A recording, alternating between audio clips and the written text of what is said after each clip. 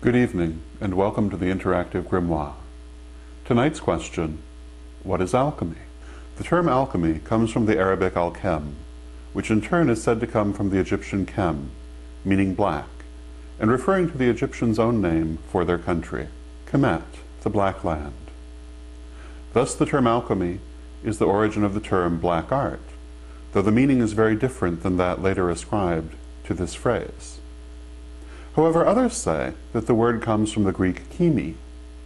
Considering that the Egyptians and the Greeks were in close contact for hundreds of years, and that the Greeks in fact ruled Egypt through the Ptolemaic dynasty for 300 years, and that each seriously influenced the culture of the other, the term could very well be a play on both words. The Hellenistic era, and Hellenistic Egypt in particular, was a very fertile time in the history of magic.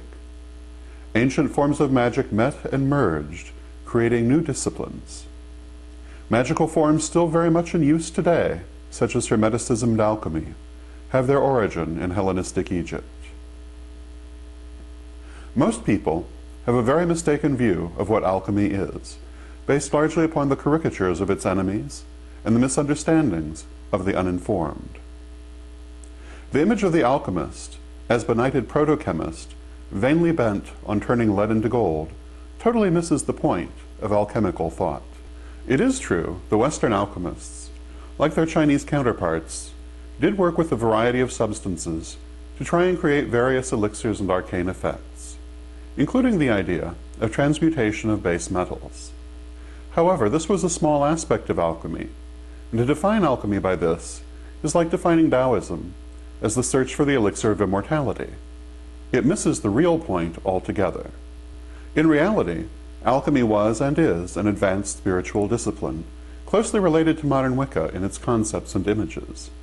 These concepts and images were presented in largely coded form, so that they could be read by the unenlightened as relating to chemistry and physical operations, and by the enlightened as a system of spiritual wisdom.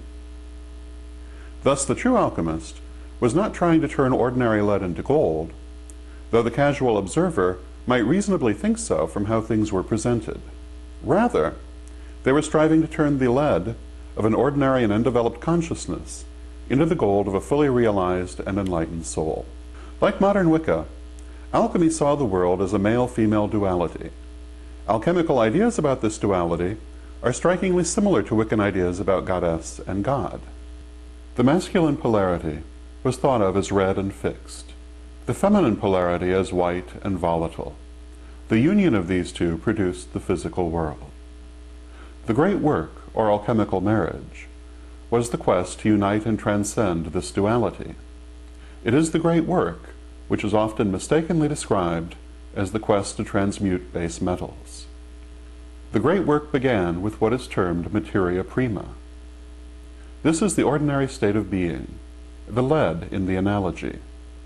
The great work ended in the creation of the philosopher's stone. This is enlightenment, or the gold of the analogy. The materia prima was considered to have both a masculine and a feminine aspect, which were in opposition within it, until brought into alignment through the great work, hence the term alchemical marriage. The great work has three main parts: the nigredo, the albedo, and finally the rubedo. These correspond to the sacred colors of the Wiccan goddess: black, white, and red. In addition, a fourth stage, called the cauda pavonis, marked the transition between nigredo and albedo. Symbolically, the materia prima was placed into an athanor, or alchemical furnace, which subjected it to steady pressure and reduced it to its constituent parts. This residue was the nigredo, the destruction of preconceived forms considered necessary for new growth to occur. What this really means is that before one can grow spiritually, one must first eliminate old ideas and limitations. As the Zen Buddhists say, only an empty bowl can be filled.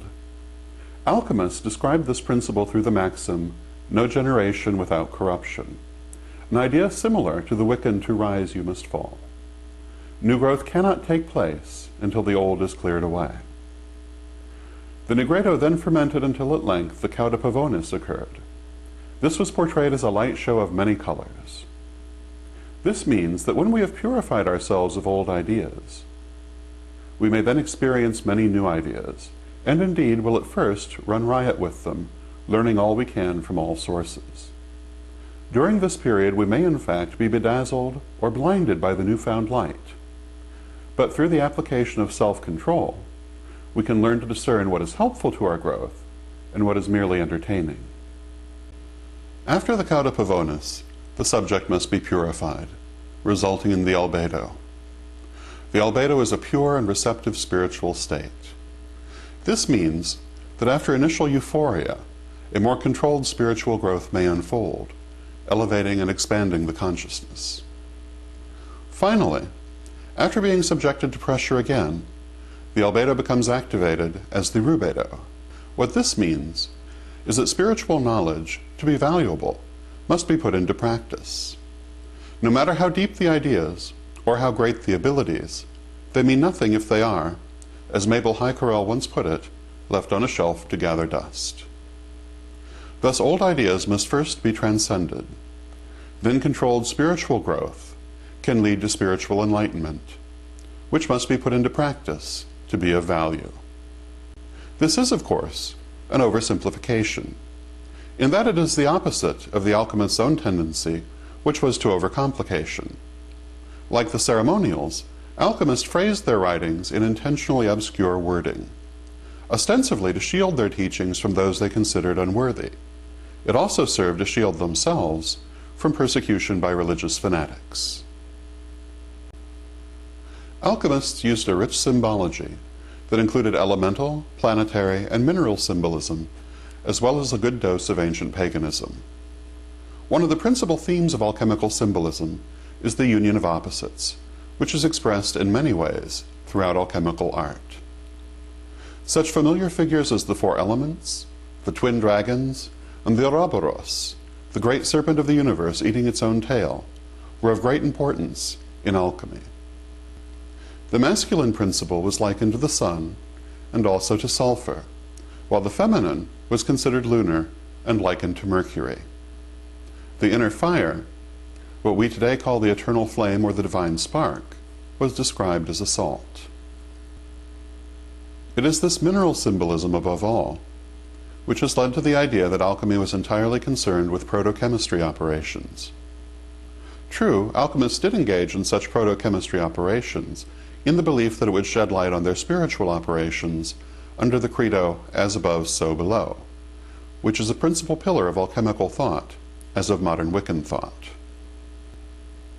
However, it was a dilettante alchemist who misunderstood the spiritual nature of the teachings and turned instead to chemical operations, not realizing that they were a code for higher knowledge.